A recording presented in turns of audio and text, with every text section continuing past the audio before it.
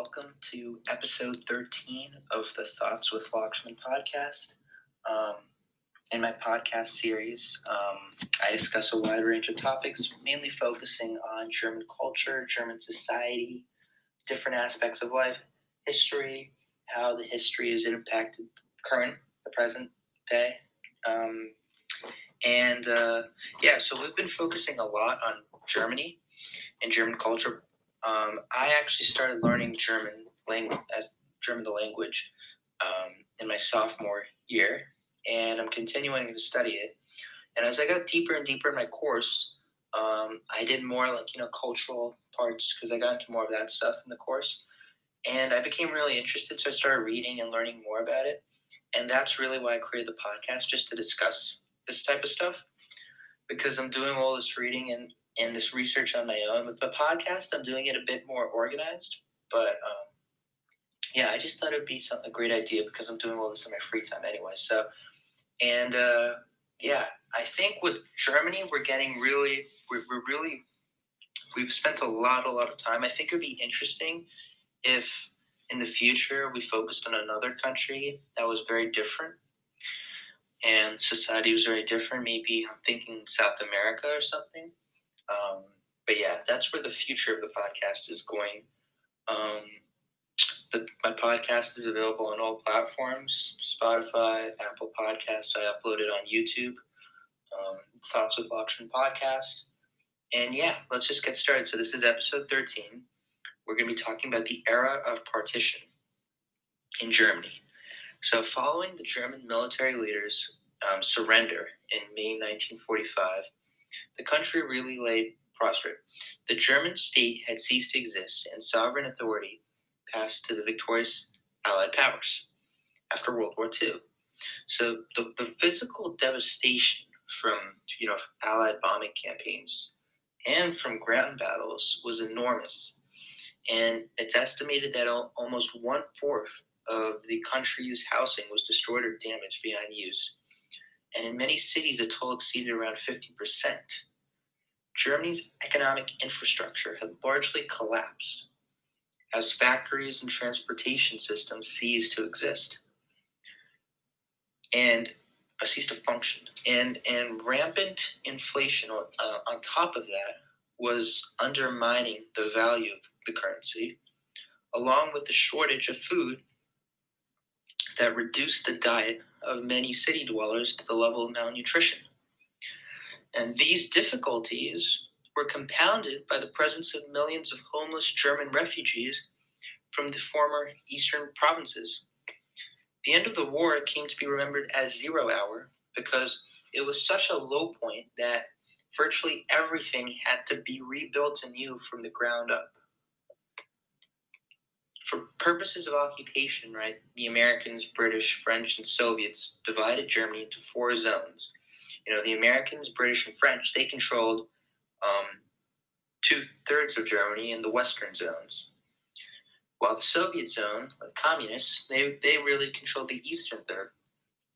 Now Berlin, the former capital, it was surrounded by the Soviet zone, was placed under joint 4-power authority, but was partitioned into 4 sectors really for administrative purposes. Along with this, an Allied Control Council exercised overall joint authority over the country. So these arrangements did not incorporate all of pre-war Germany. The Soviets unilaterally served the German territories east of the Oder and Neisse rivers and placed these under the direct administration of the Soviet Union and Poland, with the larger share going to the Poles as compensation for the territory they lost to the Soviet Union. And then additionally, you have the former provinces of East Prussia and Silesia that were stripped from Germany. So basically, since virtually the entire German population of some 9.5 million at the time in these adjacent regions were expelled westward, this amounted to an annexation of around 1/4 of Germany's territory. And the year before, 1/4 of Germany's territory around 1937, which was the year before the beginning of German expansion under Hitler.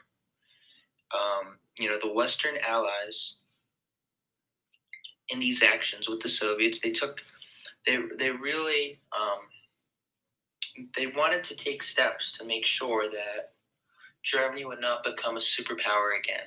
They wanted to make sure that Germany did not have the potential. It wasn't possible for them. And by splitting up Germany into 4 zones, really, you can think of it as 2 zones, and you will later because of the Berlin Wall with the East and the West. But many people don't actually know it was 4 in the beginning.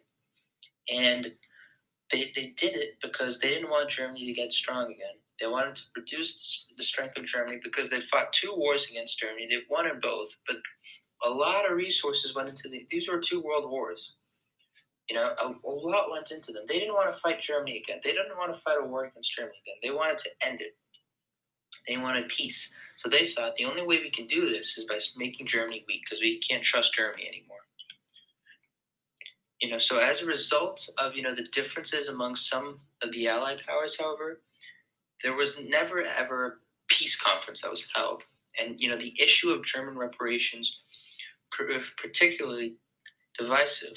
The Soviet Union's population and territory had suffered terribly at the hands of the Germans, demanded large-scale material compensation. And the Western Allies initially agreed to extract reparations, but soon came to resent, the Soviet seizures of entire German factories, as well as current production. Under the terms of inter-Allied agreements, the Soviet zone of occupation, which encompassed much of German agriculture and was less densely populated than those of the other Allies, was to supply foodstuffs to the rest of Germany in return for a share of reparations from the Western occupation zones.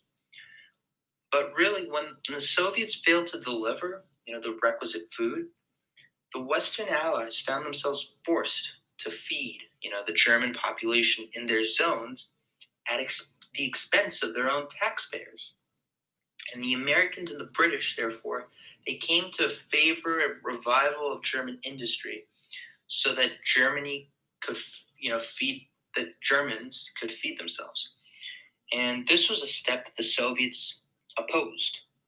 So when the Western powers refused in 1946 to permit the Soviets to claim further reparations from their zones, cooperations among the wartime allies deteriorated sharply. And as day by day cooperation became more and more difficult, the management of the occupation zones gradually moved in different directions. Even before, the formal break of the East and the West, opposing social, political, and economic systems had begun to emerge. And despite their differences, the Allies agreed that all traces of Nazism had to be removed from Germany. And to this end, the Allies tried it. Remember, 22 Nazi leaders, but all but 3 were convicted, and 12 were sentenced to death. And the Soviets removed former Nazis from office in their zones of occupation, and eventually anti-fascism became a central element of East Germany's ideological arsenal. Since the East German regime denied any connection to what happened in Germany during the Nazi era, there was little incentive to examine, Nazism's role in German history. And the relationship of Germans to the Nazi past, was even more complex in West Germany. On the other hand, many former Nazis survived and gradually returned to positions of influence in business, education, and the professions, but West German intellectuals were also critically engaged with the burdens of the past almost. And this became a central theme in many novels and many works. So moving into the 21st century, right, the Holocaust, it really casted a dark, dark shadow across German politics and cultures. And historians have debated the place of anti-Semitism in German history. How much did the German people know about the murder of the Jews? How many of the regular German citizens approved of the final solution carried out by the Nazi government, which was to kill Jews? Was the Holocaust the result of a uniquely powerful and deeply rooted German hatred of Jews, as some historians have argued? Or did the Holocaust arise within the violent context of war, leading ordinary men to commit crimes that otherwise would have been unthinkable. Beginning in the summer of 1945, the occupation authorities, they permitted the foundation of German political parties in preparation for elections for new local and regional representative assemblies. Two of the major leftist parties of the Weimar era quickly revived: the Moderate Social Democratic Party, the SPD, and the German Communist Party. And these parties were loyal to the Soviet Union. And these were soon joined by a new creation, the Christian Democratic Union. And the leaders of the Christian Democratic Coalition had, for the most part, really been active in the moderate parties of the Weimar Republic, especially the Catholic Center Party. And remember, in Germany, for political parties, religion plays a massive role. Religion plays a role in the United States with, I think, abortion and maybe gay rights for some people. But religion plays a much bigger role in Germany for politics. Anyway, so with the Christian Democratic Coalition, which was mainly in the moderate parties of the Weimar Republic, and they sought to win popular support on the basis of a non-denominational commitment to Christian ethics and democratic institutions. And Germans who favored a secular state and laissez-faire economic policies formed a free democratic party in the Western zones and a liberal democratic party in the Soviet zones. Numerous smaller parties were also launched in the Western zones, and under pressure from the occupation authorities, in April 1946, the Social Democratic Party leaders in the Soviet zone agreed to merge with the communists, a step that was really denounced, I guess you could say, by the Social Democrats in the Western zones. And this resulted in the Socialist Unity Party that swept to victory with the aid of the Soviets in the first elections for local and regional assemblies in the Soviet zone. And on the other hand, when in October 1946 elections were held under fairer conditions, they weren't really rigged like they were in the Soviet zone, but they were more fair in Berlin. The SED, the Socialist Unity Party, and I know the SED doesn't sound for that. The SED stands for the German. So I think unity starts with an E in Germany and party starts with a D. So the SED, or the Socialist Unity Party, tallied fewer than half as many votes as the Social Democratic Party, which had actually managed to preserve its independence in the old capital. So thereafter, right, the SED, which increasingly fell under communist domination as Social Democrats were systematically purged from its leadership ranks, it avoided free competitive elections by forcing all other parties to join a permanent coalition under its leadership. And the occupying powers soon approved of the formation of a regional government unit, or units really, I should say. And these were called Länders, or a singular version of that is land, and or states, basically. That's the American equivalent. And by 1947, the Länder in the Western zones have freely elected parliamentary assemblies. Institutional developments followed a superficially similar pattern in the Soviet zone, but the political process remained less than free because of the dominance of the Soviet-backed SED. When it had become apparent by 1947 that the Soviet Union would not permit free multi-party elections throughout the whole of Germany, the Americans and British, amalgamated the German administrative organs in their occupation zones in order to foster economic recovery. And the resulting unit, called Bizonia, it really operated through a set of German institutions located in the city of Frankfurt on Main. And its federative structure would later serve as the model for the West German state. In the politics of Bizonia, the Social Democrats and the Christian Democrats, they really quickly established themselves as the major political parties. And the Social Democrats held to their long-standing commitment to nationalization of basic industries and extensive government control over other aspects of the economy. On the other hand, the Christian Democrats, after initially inclining to a vaguely conceived Christian socialism, they swung to basically free enterprise. In March 1948, I believe that's what I have in my notes. They joined with the laissez-faire Free Democrats, and they installed an architect of Bezonia's economy, who was his name was Ludwig Erhard, and a previously obscure economist who advocated a social market economy, essentially a free market economy with government regulation to prevent the formation of monopolies or cartels in the welfare state to safeguard social needs. Now, when repeated meetings with the Soviets failed to produce four-power cooperation, the Western occupying powers decided in the spring of 1948 to move on their own.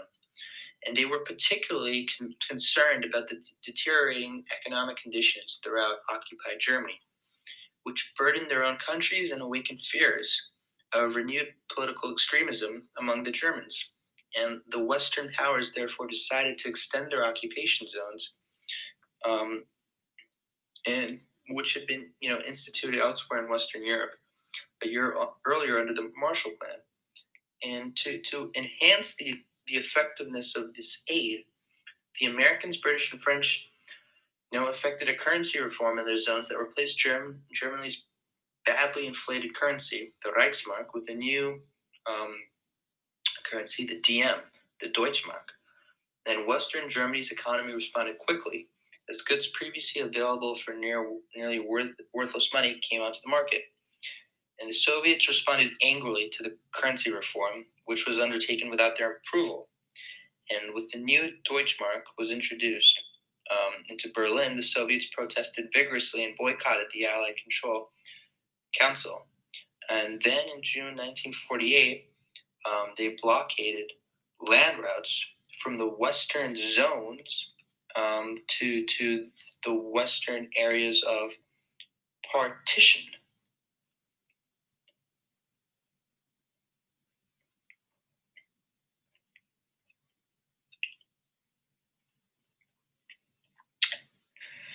And by sorry, I was just drinking water. But by sealing off the railways and highways and canals used to deliver food and fuel, as well as the raw materials needed for the factories of Berlin's western sectors, with a population of more than 2 million people, the Soviets sought to drive out um, their allies and to force the western sectors to merge economically and politically with the Soviet zone that surrounded them.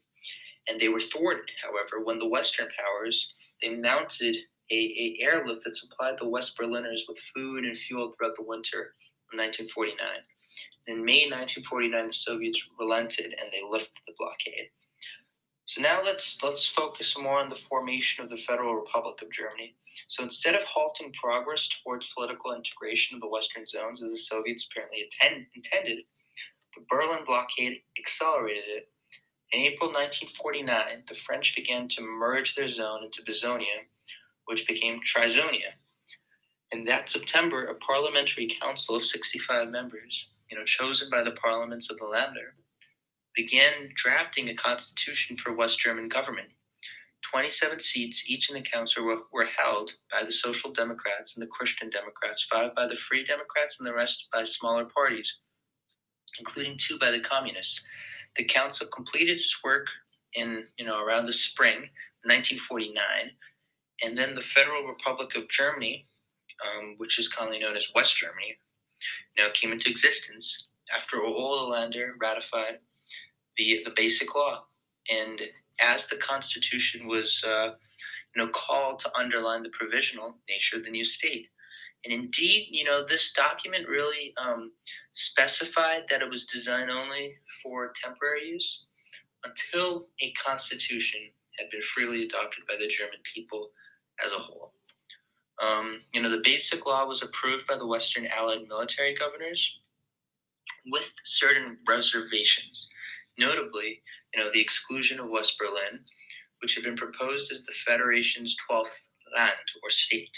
I know it's a little confusing because land is the German word for state, but whatever. The 11 constituent Länder of West Germany then were Bavaria, Bremen, Hamburg, Hessen, Lower Saxony, North Rhine, Westphalia, Rhineland, Schleswig, and Baden. And they merged, to form the Baden-Württemberg. And By the terms of the Basic Law, the Federal Republic of Germany was established with its provisional capital in the small city of Bonn, and the West German state took shape as a federal form of parliamentary democracy, I guess you could say, and an extensive Bill of Rights guaranteed the civil and political freedoms of the citizenry. And in keeping with German traditions, many spheres of government authority were reserved for the individual Länder.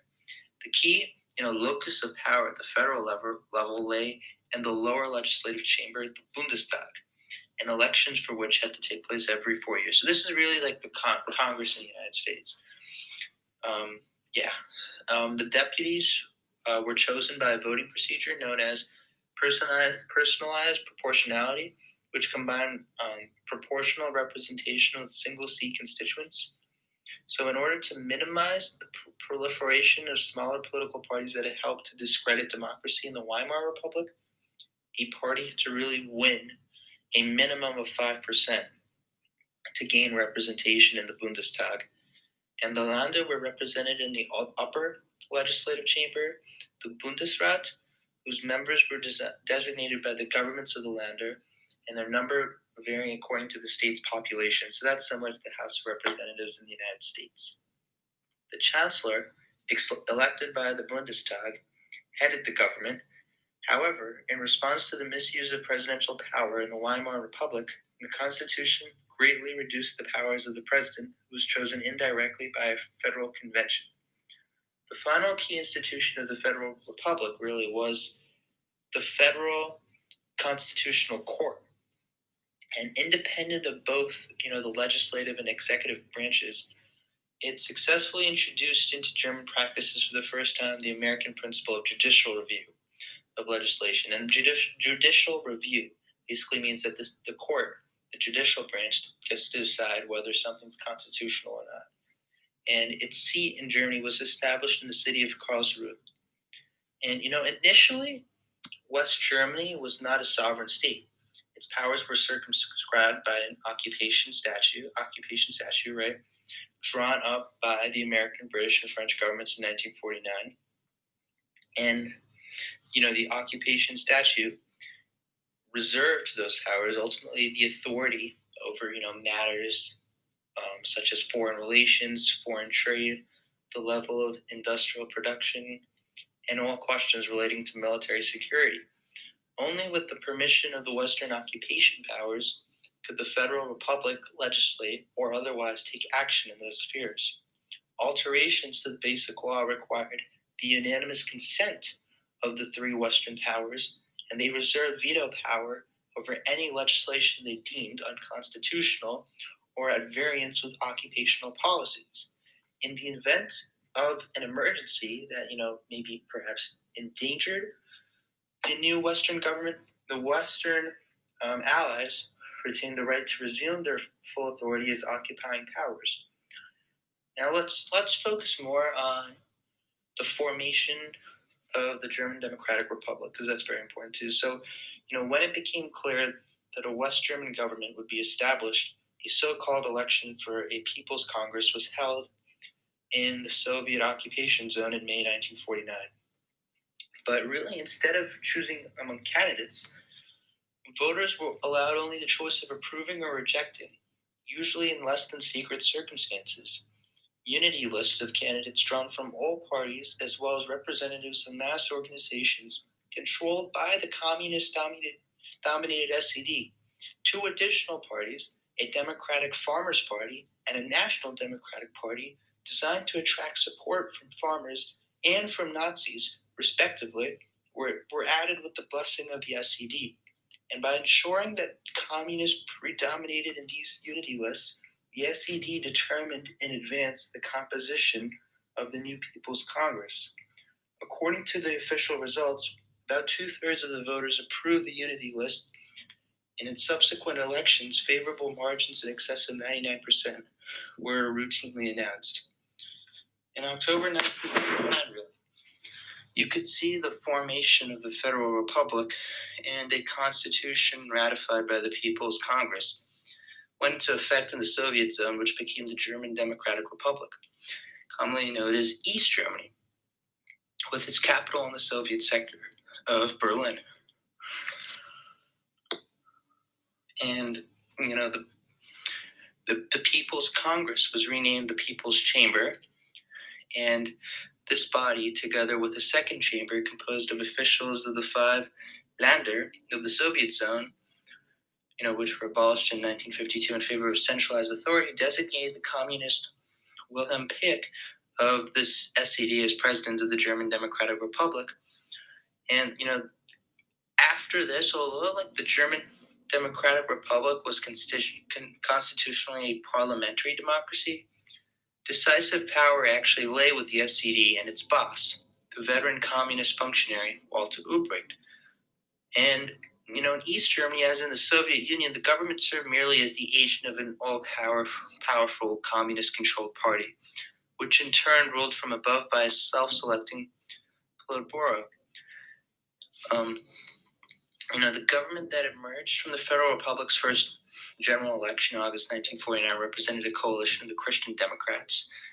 And you could see that one of the most urgent internal problems, was the resettlement of refugees. By 1950, West Germany had become the new home of 4.5 million Germans from the territory east of the Oder-Neisse line. And, the presence of these refugees put a heavy social burden on West Germany, but their assimilation proved surprisingly easy, actually. Many of the refugees were skilled, enterprising, and adaptable, and their labor proved an important contributor to West Germany's economic recovery.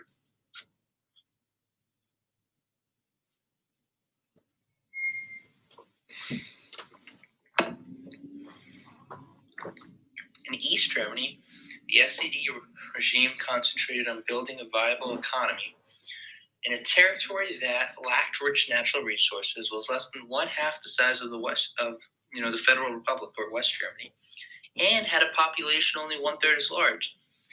The regime used its centralized control over a planned economy to invest heavily into the construction of basic industries at the expense of the production of consumer goods. And moreover, war reparations required that much productive capacity be diverted to Soviet needs. And, despite an impressive rate of industrial growth, the standard of living remained low, far behind West Germany. And even food, was a problem. Thousands of farmers fled West Germany each year rather than, giving in to mounting pressure to merge their land into the collective farms favored by the communist regime. And food rationing had to be continued long after it ended in West Germany. And the resulting material hardships, along with relentless ideological indoctrination, repression of dissent, harassment of churches by a militantly aesthetic regime, prompted many thousands of East Germans to flee to West Germany every single year. In 1952, East Germany sealed its borders with West Germany, but East Germans continue to leave through Berlin, where free movement still prevailed between the Soviet and Western sectors. West Germany, within the context of a Western European defense system, it became, a full member of NATO, and it also gained sovereignty over its foreign relations as the occupation statute expired. And with West Germany's impressive economic recovery continuing, it allowed them to really grow and allowed them to progress a lot more than East Germany. And that's basically what happened. And you can still see that today, because even after the Berlin Wall was taken down, even after the partition was they came back together, West Germany, because for so many years they were so much more advanced and they developed much quicker and faster and better than East Germany. Today they're far ahead, and West Germany is a lot. The economy of West Germany is much stronger than the economy of East Germany. But yeah, that really brings us to the end of the podcast. Thank you for listening to the podcast. I hope you enjoyed, and goodbye.